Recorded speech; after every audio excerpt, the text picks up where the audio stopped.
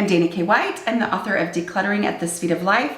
Today I'm going to talk about a mindset that causes clutter, and knowing that this is a mindset that is very natural to me helps me identify it so that when I start to think this way, I can go ahead and let something go so that I don't end up with more clutter in my house. So I often say that I tend to collect clutter more than the average person. This mindset is one of those reasons why that happens for me.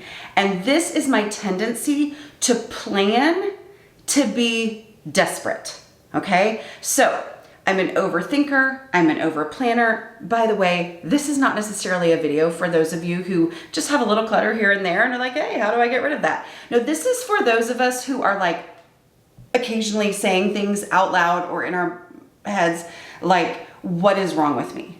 What is wrong with, that's where we're diving into today. It's this tendency that I have to plan to be desperate. I'm a planner.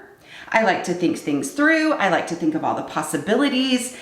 And what I've had to realize, what I have realized as I have decluttered so many things that were the result of this mindset, is that often when I thought I was planning, what I was really planning was desperation.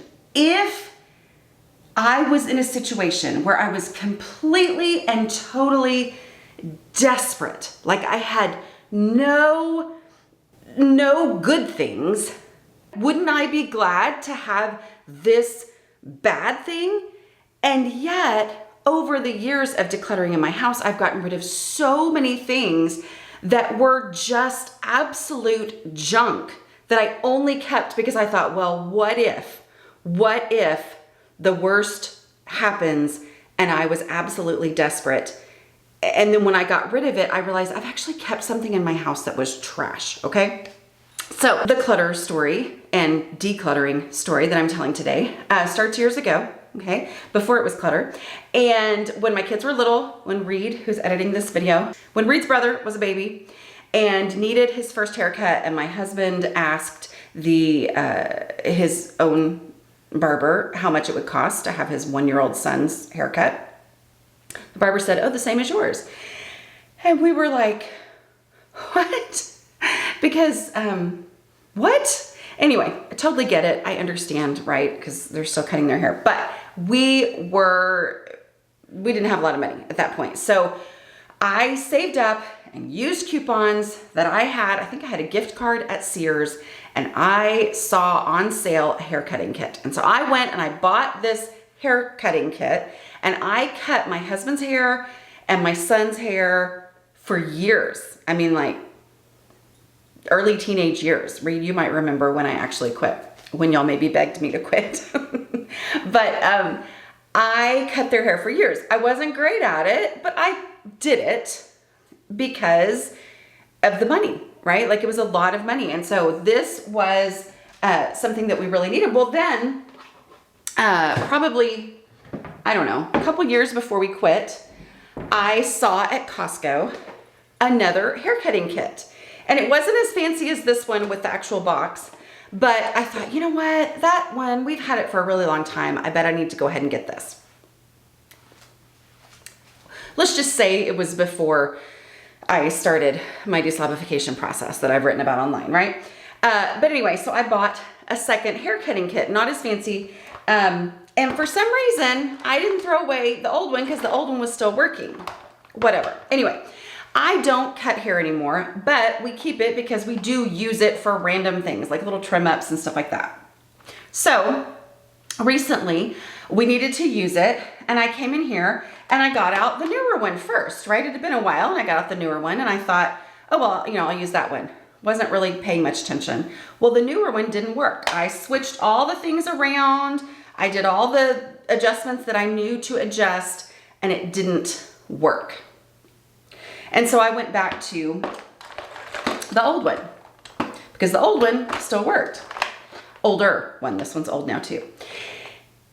And then I realized when I went to go put it away that I just naturally put this broken one back in here. And that natural tendency to go ahead and keep something that is broken is a big reason why I have always struggled with clutter. Like I said, over the years of getting rid of things, getting rid of huge amounts of clutter in my house, I realized that so much of what I've gotten rid of is due to scenarios like this, where my natural tendency is to go ahead and keep it. And I've realized that natural tendency is my thought process that someday, if I was desperate, I would be glad to have this, because then if I was desperate, I don't need it now. I am never going to, I'm just not the kind of person who's gonna go in here and fix it for the sake of fixing it. But if I was desperate, maybe I would Google or YouTube or whatever, or take it apart or take it somewhere to figure out how to fix this thing, okay? And yet, that thought process made me keep a whole lot of broken stuff, when it really doesn't make any sense to keep it if it's broken, but especially because I have one that actually works, right? And so I need to get rid of it. Now I have the same thought process. I have a video, maybe we'll link to it there if we remember, but where I got a new food processor, and I had to really talk myself through getting rid of the old food processor that was not safe anymore, that was broken, that I had to really finagle to be able to even use. So I know that now when something comes into my house, I have got to get rid of the old one, because that's how I can keep my house from getting cluttered. Obviously, I wasn't thinking that way when I brought this one in and kept the old one. Okay, I could have donated that a long time ago, but this one now, it's time for it to go in the trash, because I refuse to plan to be absolutely desperate to the point where I would be grateful to have something that doesn't even work. I know, like I said, you should have left a long time ago if you don't struggle with these mindsets, but this is for those of us who do.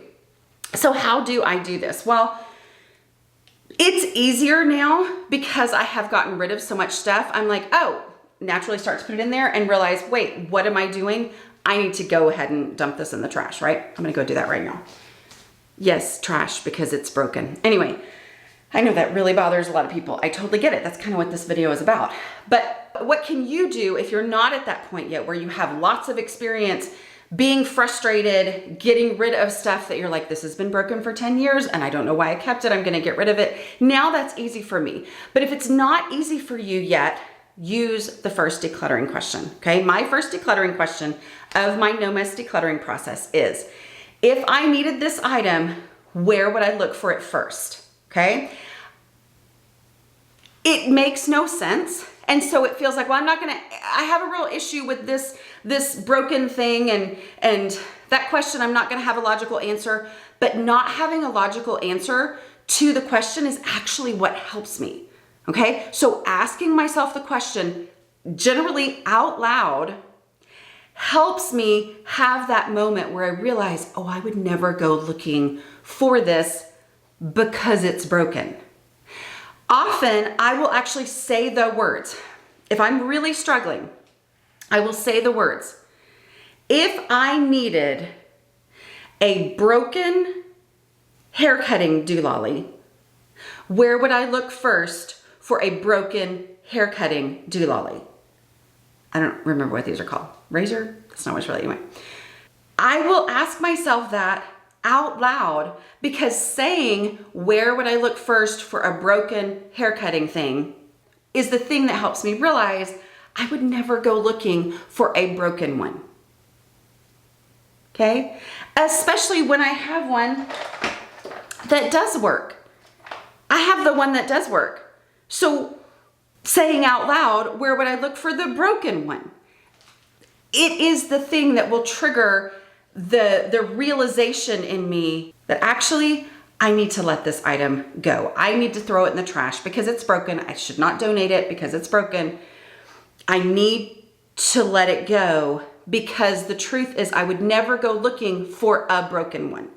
And the reality is, if I only say, where would I go looking for a haircutting doolally, and I don't say the word broken, then I go put it in that place and I live my life thinking I have one, and I don't grab one while it's on sale, and I need it in the moment where we're about to leave for a wedding and somebody has a scruffy neck and I need to go and trim that, and I go get it, and then it doesn't work, and then I realize, oh, it didn't work when I put it in here, right? So it's important to actually say the words.